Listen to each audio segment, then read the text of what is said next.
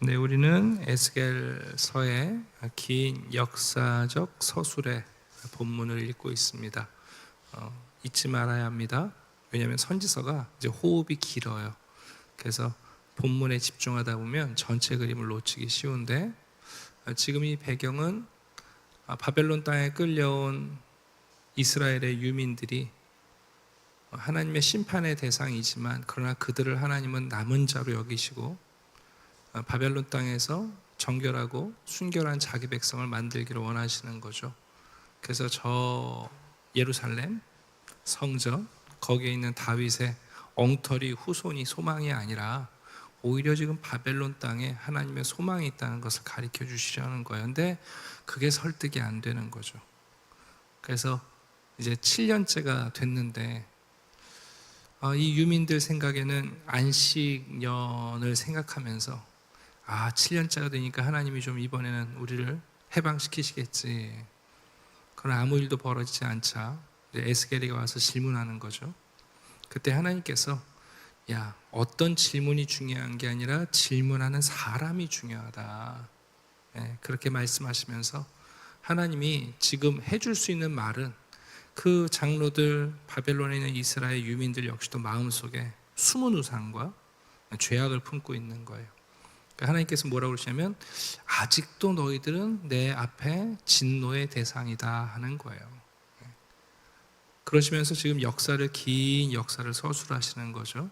그래서 오늘 우리가 읽은 26절까지 3번 반복돼요. 하나님께서 애굽에 있는 백성들을 찾아가셔서 똑같은 이야기를 하신 거죠. 우상을 제거해라.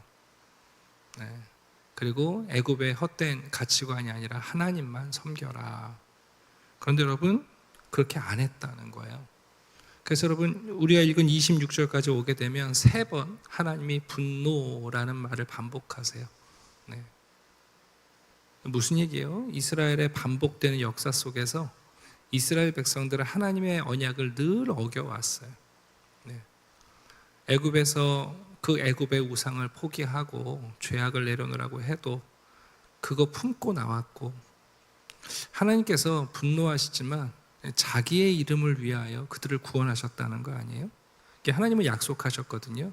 내가 첫 번째는 자유를 주고 아름다운 땅을 주겠다. 그러니 너희들은 내 말을 들어라. 언약을 지켜라. 안 지키는 거죠.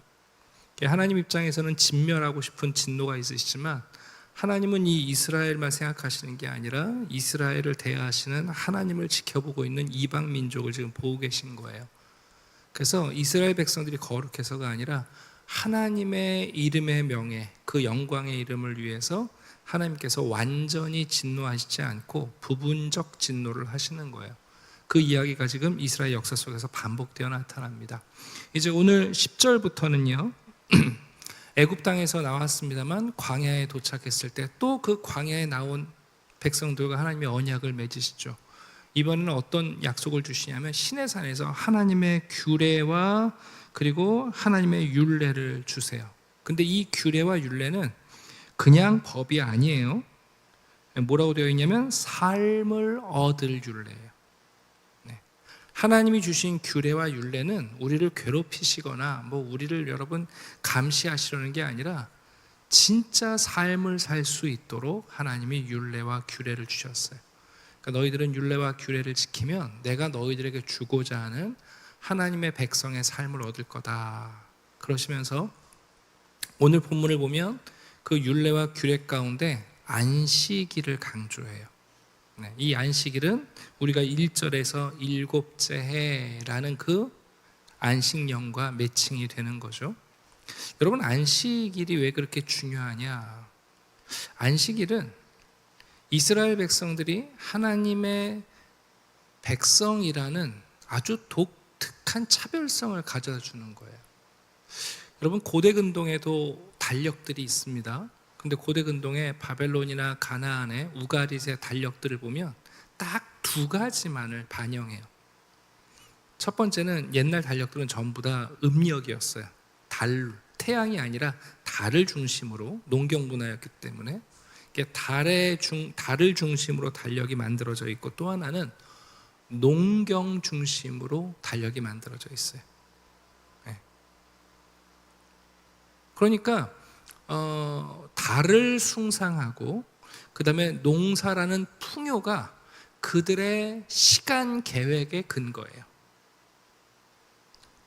여러분, 이방 사람들은 어떻게 살아가느냐? 어떤 행진곡에 따라서 발을 맞춰서 전진하냐 하면 밤에 달이 뜨는 만월과 그 달의 운행에 따라 그들의 삶을 결정짓고 농사의 일정이 그들의 삶의 행보예요. 그들은 그 템포를 따라 삶을 살아가요. 근데 하나님은 독특하게 이스라엘 백성들에게는 안식일이라는 제도를 주세요. 그러니까 이스라엘의 달력은 달이나 한 달에 한 번씩 바뀌는 달이나 아니면 1년에 추나추동이란 농경이 아니라 하나님이 주신 6일을 일하고 하루를 쉬는 안식년이라는 이 행진곡을 따라 삶을 살아가게 돼요. 여러분, 이게 얼마나 다른지 아십니까? 사람들은 돈이 많은 사람과 가난한 사람을 대조하곤 해요. 근데 여러분, 진짜 인생을 바꾸는 건요, 시간이에요. 예. 여러분, 진짜 극단적인 차이는 뭐냐면 내가 내 시간을 주장할 수 없는 사람이 있고 시간을 내 마음대로 쓸 수 있는 사람이 있어요. 이게 여러분 정말 다른 거거든요. 그러니까 어떤 시간에 내 삶을 걸어서 그 리듬에 내 삶의 행진을 맞추냐가 인생을 다르게 살게 만드는 거예요. 그러니까 하나님은 이스라엘 백성들이 당시 고대 근동에 있던 달과 농경이 그들의 삶을 주관하는 게 아니라 하나님의 율례와 규례가 그들의 삶을 주관해서 그들에게 전혀 다른 삶을 선물하고 싶으셨다는 거예요. 구약 성경을 보면 십계명이 2번 언급돼요. 출애굽기 20장하고 신명기 5장입니다. 내용이 같을까요?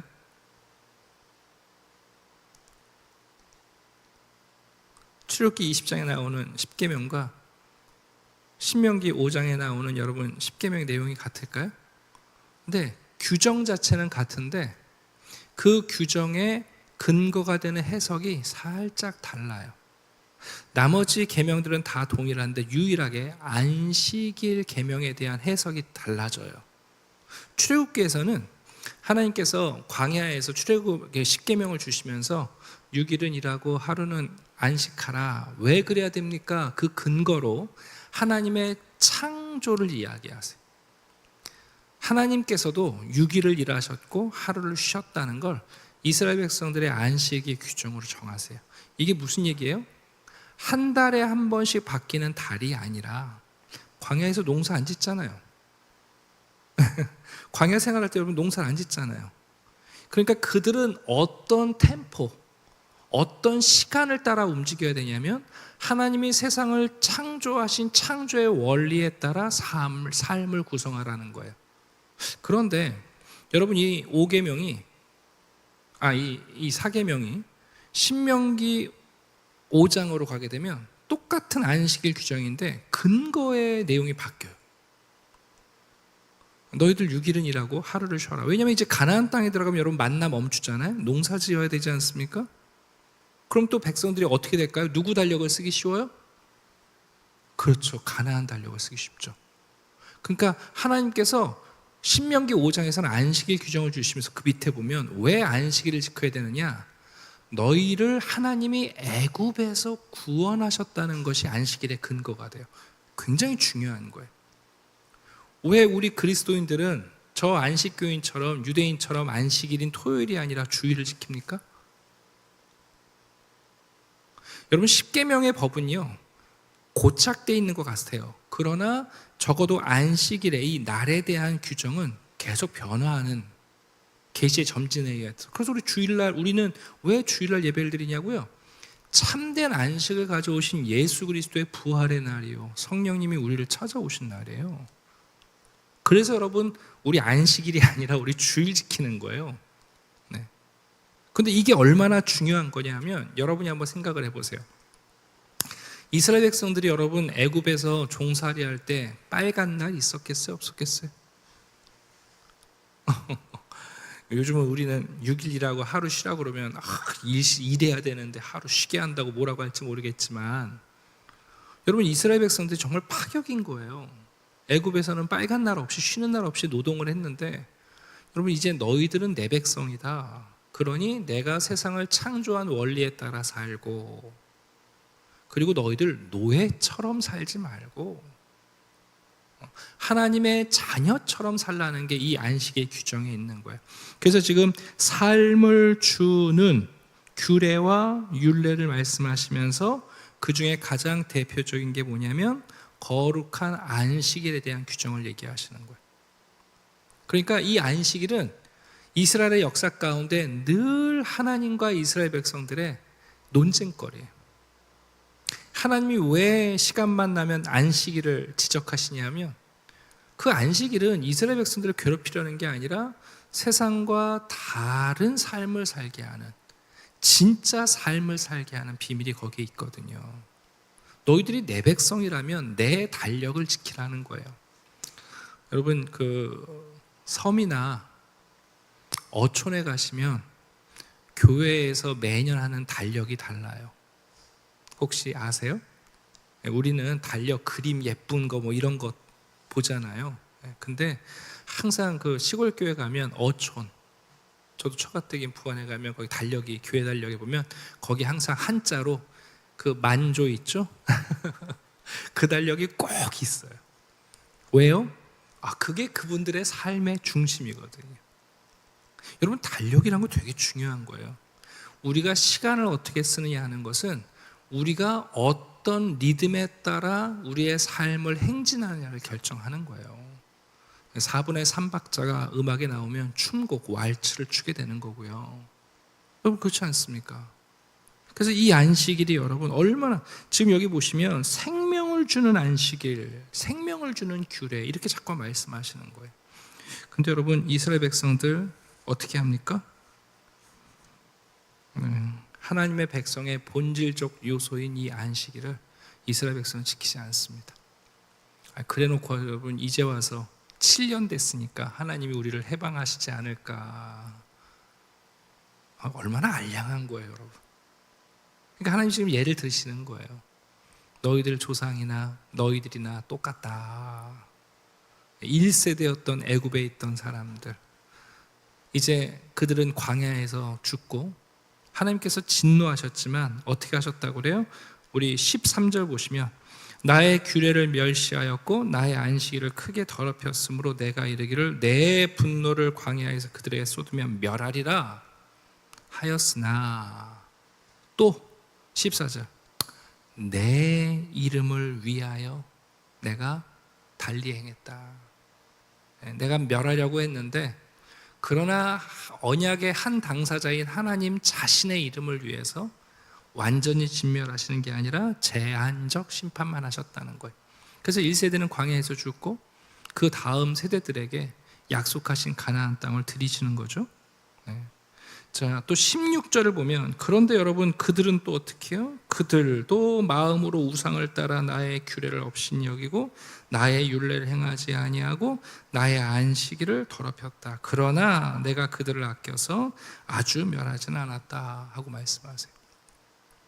자, 이제 여러분 18절부터 보시게 되면 그 광야 세대와 에게 또 다시 한번 하나님이 말씀하시죠. 19절 보시면 너희는 나의 율례를 따르고 나의 규례를 지켜 행하고 나의 안식일을 거룩하게 할지라. 이것이 나와 너희의 표징이다. 세상 사람들은 너희들이 안식일을 지키는 것을 보면 다른 달력을 쓰네, 다른 삶을 사네 하고 알게 될 거라는 거예요. 근데 저런 삶이 더 행복하네. 그리고 저런 삶을 살 때 그들의 하나님이 그들을 지키시고 보호하시고 풍요롭게 하시네. 야, 저렇게 사는 게 진짜 삶이네 하고 이방인들에게 하나님의 이름의 아름다움을 선포하시겠다는 거죠. 그러나 여러분 21절, 그러나 그들의 자손이 어떻게 했어요? 반역을 행했다는 거예요. 그래서 삶을 얻을 나의 율례를 따르지 않고 나의 규례를 지켜 행하지 않고 나의 안식일을 더럽혔다. 똑같은 이야기죠. 또 분노 얘기가 나와요. 그래서 내 분노를 또 쏟으며 내 진노를 이루리라 하였으나, 그러나 또 뭘 생각하세요? 하나님의 이름을 생각하세요. 언약을 맺은 하나님을 생각하셔서 자기의 손을 막으십니다. 왜 그러시는가? 여러 나라 가운데 하나님의 이름의 명예를 위해서 그래요. 모세가 하나님이 진노하실 때 하나님의 진노를 완화할 때 하는 얘기가 그거 아니에요? 하나님, 하나님의 이름을 위해서 참으시옵소서. 하나님이 이 백성을 광야에서 다 진멸하시면 저 여호와라는 신은 구원을 약속해 놓고 광야에서 다 죽였다 그러면 어떡합니까? 그리고 하나님 설득하는 거 아니에요. 아는 거죠, 모세가. 우리로서는 구원받을 자격이 없고 우리로서는 하나님의 진노밖에 받을 수 없지만, 그러나 하나님의 이름을 우리에게 두셨으니 그 하나님의 이름을 위하여 우리를 남겨달라, 그 얘기가 모세의 기도예요. 여러분, 23절 똑같은 이야기가 계속 반복됩니다. 이젠 여러분 가나안 땅에 들어간 백성들이 하나님의 율례를 저버릴 때 하나님 또 경고하시는 거 아니에요? 너희들 계속 이러면 내가 이방인 중에 흩는다. 똑같은 얘기죠. 대신에 하나님의 부분적 심판의 내용이 바뀌죠. 그러나 24절, 그들이 나의 규례를 행하지 않고 나의 율례를 멸시했다. 그러면서 아주 중요한 이야기가 나와요. 25절 보시게 되면 그들에게 선하지 못한 율례와 능히 지키지 못할 규례를 주었는데 그들이 장자를 다 화제로 드렸다. 몰렉에게 바친 사건을 얘기합니다. 여러분, 하나님께서 애굽에 마지막 내리셨던 심판이 애굽의 장자들을 죽이시는 겁니다. 그리고 나서 하나님은 시내산에서 제사 제도를 정하시면서 레위기법에 모든 첫째 난 것은 내 것이니 모든 장자들을 내 것이라고 주장하세요. 여러분, 그 사건을 잘 이해하셔야 되는데, 왜 하나님이 첫째를 내 것이라고 얘기하셨냐면 그건 하나님이 욕심이 많거나 선점하시려는 게 아니에요. 여러분, 문화 인류사 속에서는요, 모든 문화 속에선 장자를 중시하는 문화가 있어요.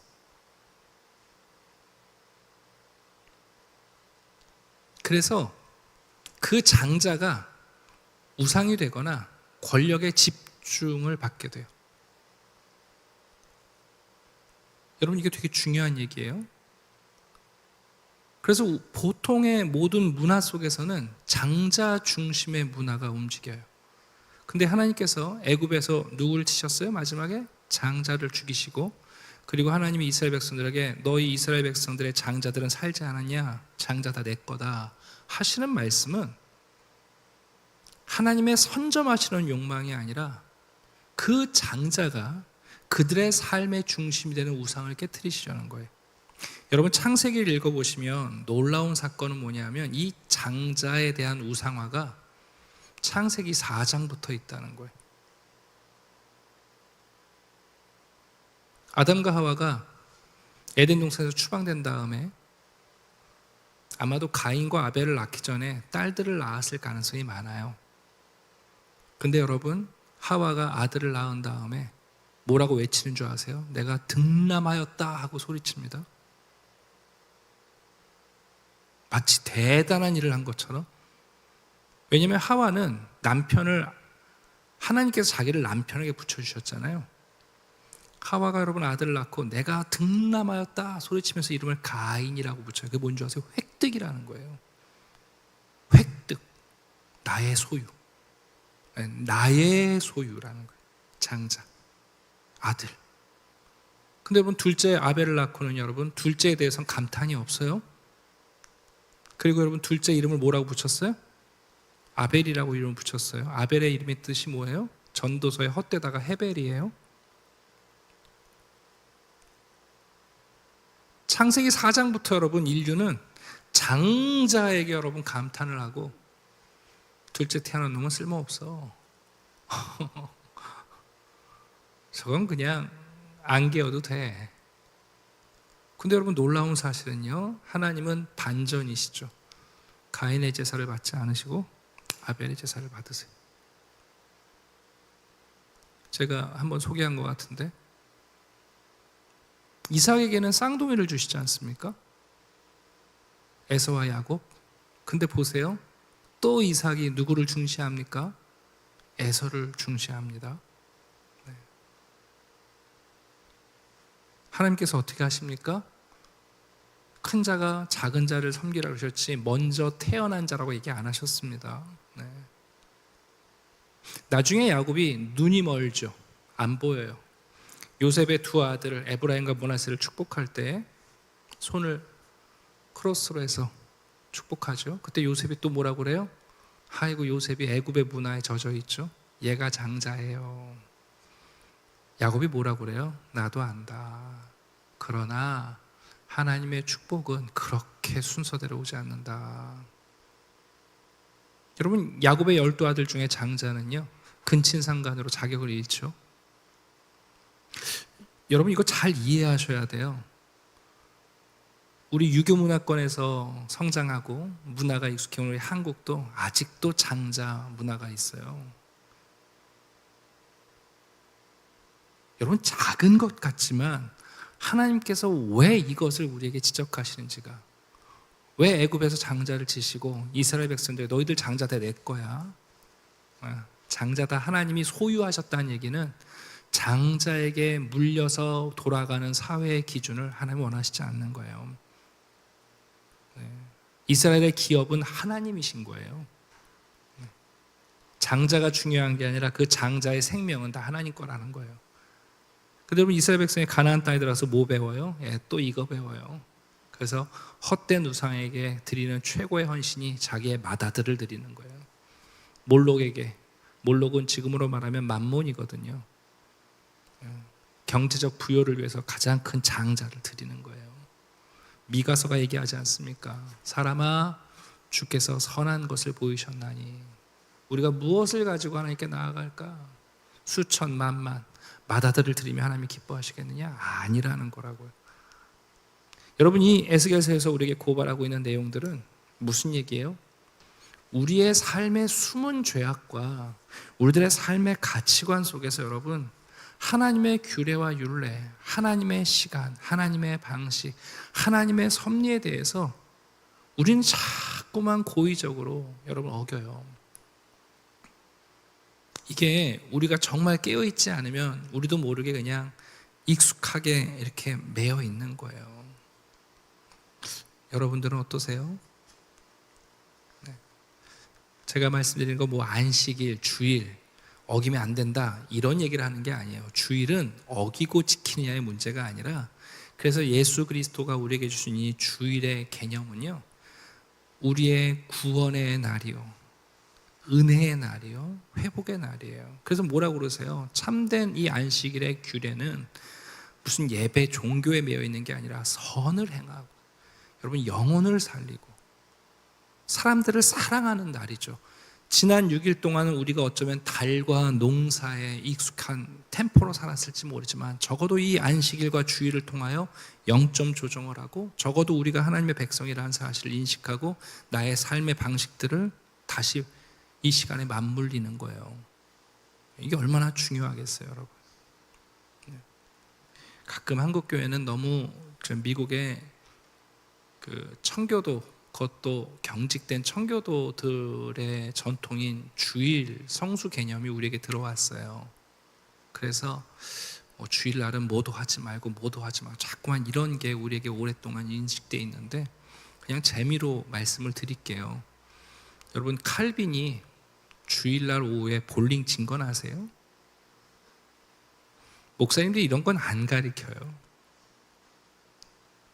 칼빈이 주일날 오후에 볼링 쳤어요. 근데 영국의 청교도들은 여러분 칼빈에게 배웠다고 그러면서 아주 그냥 글루미 썬데이라고 하거든요. 우울한 주일을 만들어. 우울한 주일, 아무것도 못하는 거. 그런 게 아니에요, 여러분. 오히려 오늘날의 주일은 우리의 삶이 예수 그리스도로 조정되어 있다는 것. 우리는 적어도 이 날을 예수 그리스도의 삶에 우리를 맞추면서 우리의 삶이 세상의 달력과 세상의 리듬이 아니라 그리스도가 우리에게 주신 달력과 그리스도가 우리에게 주신 음악에 맞춰 우리가 행진하고 있다는 걸 보여주는 거예요. 좀 오늘 약간 확장된 얘기, 반복되니까 제가 확장된 얘기를 해드렸는데, 여러분 오늘도 우리는 하나님의 백성으로 살아갑니다. 정말 다른 삶, 다른 달력, 다른 행진곡을 따라 우리가 살아가고 있어요. 그 하나님의 북소리를 들으시는 분들이 되기를 주님의 이름으로 축원합니다. 기도드리겠습니다. 아버지 하나님 감사합니다.